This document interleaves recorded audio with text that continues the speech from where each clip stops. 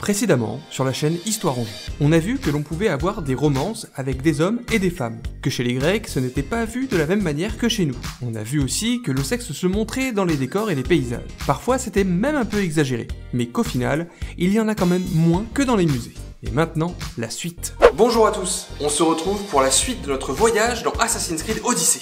Si vous n'avez pas vu la première partie de la vidéo, elle est toujours disponible ici. Dans cet épisode, on va encore s'intéresser à la représentation de la sexualité dans Assassin's Creed Odyssey. Mais on va surtout s'intéresser aux personnages et aux quêtes.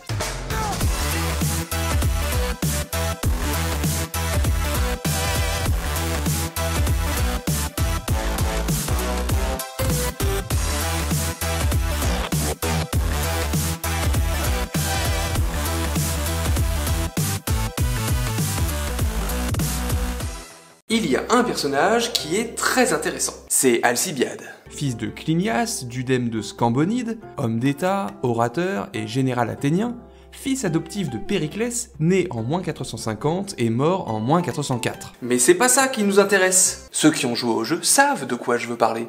Mais qui voilà? On le rencontre une première fois chez Périclès, lors d'un banquet qui regroupe le gratin d'Athènes. On ouvre une porte, et on le voit à moitié nu, avec deux femmes, un homme, visiblement des esclaves, et une chèvre. Il veut coucher avec nous.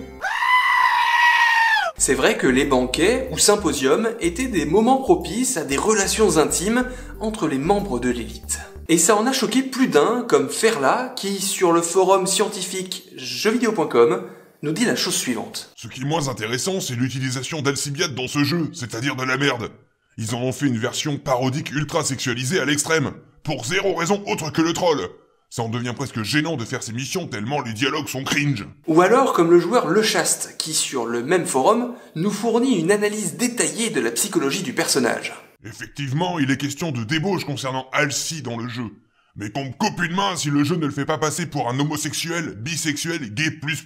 Déjà, être gay dans la Grèce antique, ça ne veut rien dire. Ensuite, à l'époque, un homme est qualifié d'efféminé lorsqu'il n'arrive pas à contrôler ses pulsions sexuelles. Et enfin, il vaut mieux mettre la version originale parce que la VF est très trompeuse. Let's have some fun! C'est l'heure de la fête!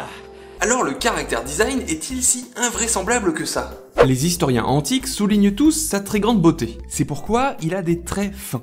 Alcibiade appartenait aussi à la jeunesse dorée d'Athènes. C'est pour ça que les développeurs l'ont représenté avec les cheveux longs et détachés. Ce n'est pas un signe de féminité, mais c'était la mode des jeunes aristocrates au 5e siècle. Il est blond.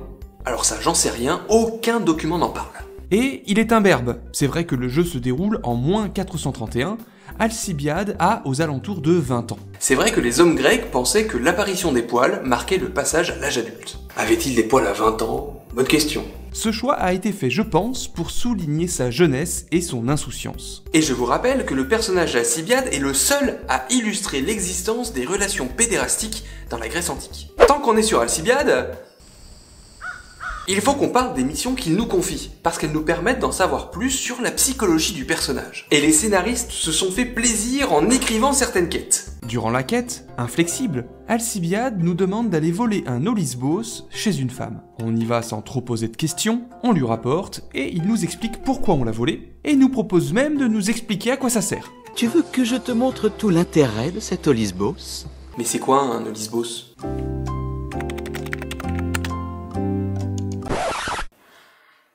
Du coup, certaines phrases prennent tout leur sens. Si tu le voyais par terre, même toi tu ne te pencherais pas pour le ramasser. Je crois qu'on a compris. Et quand tu le tiendras en main, contre ta peau, quand tu sentiras tout son poids... J'ai dit c'est bon. Cela me ferait très plaisir de l'avoir de nouveau en main. Tout est fait pour nous faire comprendre ce que c'est, sans jamais prononcer le nom moderne. Je trouve que ça ressemble au procédé narratif qu'utilise le poète Hérondas lorsqu'il écrit ses mimes. Dans le mime numéro 6, il met en scène deux jeunes hommes, Métro et Corito, qui discutent d'un cordonnier qui fabriquerait des sandales qui seraient douces et confortables. Dans une autre quête, Fragile, Alcibiade ne se cache même plus. Il nous demande de livrer un phallus à Bardas de la part de Diodoros. On livre le paquet, sans poser de questions, et le cadeau ne semble pas lui faire plaisir. Dis-moi qui a envoyé ça? On retourne voir Alcibiade, et il nous explique que c'est une copie de son... Enfin, de sa... Enfin, vous voyez quoi. Jolie surprise, n'est-ce pas? Derrière le côté vulgaire, grivois, ces deux intrigues d'Alcibiade se basent sur des réalités historiques. Il existait des jouets sexuels dans la Grèce antique. D'ailleurs, saviez-vous que le plus ancien daterait de moins 30 000? Les olisbos étaient des symboles de virilité offerts par les maris à leurs femmes.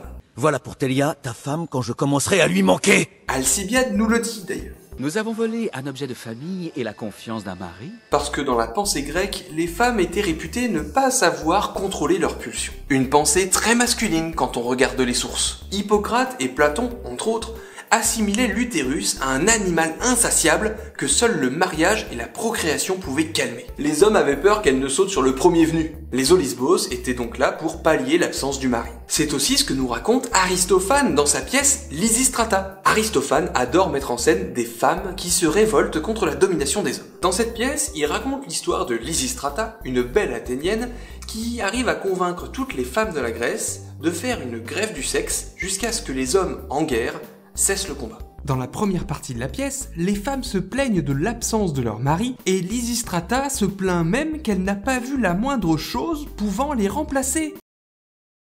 Ces quêtes nous parlent aussi de la fidélité entre les femmes et leur mari. Si Diodoros est furieux de se voir offrir un olisbos, c'est peut-être qu'il n'arrive pas à satisfaire sa femme et qu'un autre homme s'en charge. Sa femme serait donc infidèle. Et l'infidélité était punie par la loi.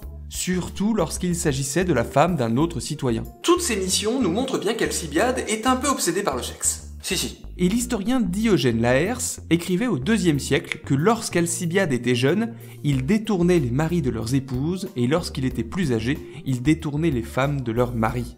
Une petite chose peut faire de gros dégâts.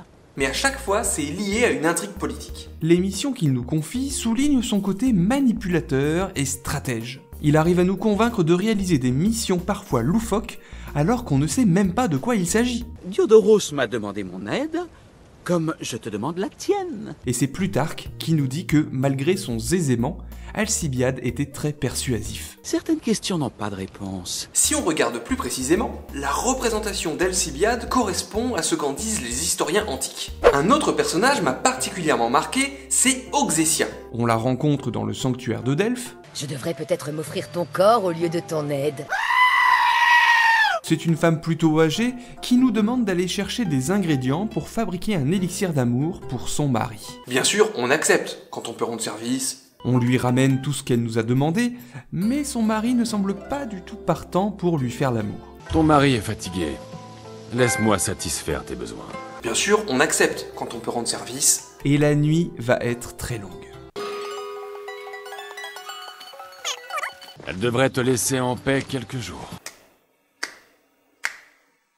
Bravo, c'est très fin. Mais c'est pas possible, ils ont abusé, c'est un vrai cliché. Sauf qu'en fait, non. Le thème de la femme avide de sexe se retrouve dans beaucoup de textes antiques. Aristophane, encore lui, nous raconte dans l'Assemblée des femmes comment les femmes ont pris le pouvoir dans la démocratie athénienne. Une des premières lois qu'elles adoptent est l'obligation faite aux jeunes hommes de coucher avec des vieilles femmes avant de pouvoir coucher avec des jeunes. On vient de se faire payer pour fournir un service sexuel? On est un gigolo.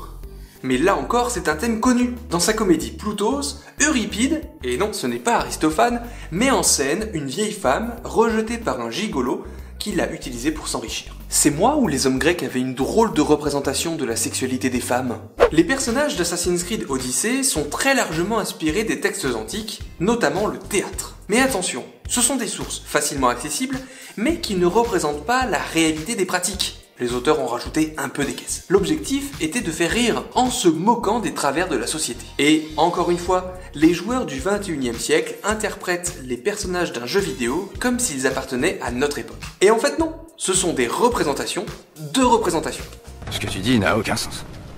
Merci à tous d'avoir regardé cette vidéo, j'espère qu'elle vous a plu. Vous pouvez soutenir la chaîne et mon travail en vous abonnant à la chaîne, en partageant la vidéo autour de vous ou sur les réseaux sociaux. C'est un tout petit geste, mais qui compte beaucoup. Si vous souhaitez soutenir financièrement la chaîne, vous pouvez vous rendre sur la page Tipeee, Utip ou Tacotac. Les liens se trouvent en description. On se retrouve bientôt pour un nouvel épisode d'Histoire en jeu. En attendant, portez-vous bien. Salut!